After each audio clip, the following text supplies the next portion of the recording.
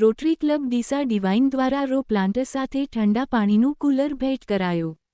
ડીસા તાલુકાના દામા ગામે શ્રી કે જે દેસાઈ પ્રાથમિક શાળામાં બાળકો માટે રો પ્લાન્ટ સાથે ઠંડા પાણીનું વોટર કુલર ભેટ કરાયું।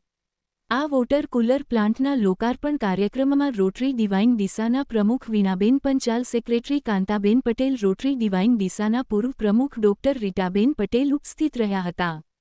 સાથે રોટરી ડિવાઇન સહિત શાળાનો સ્ટાફ પરિવાર, એસએમસી સભ્યો, શાળાના બાળકો અને વાલીગણ સહિત ગ્રામજનોએ હાજર રહી કાર્યક્રમને સફળ બનાવ્યો હતો।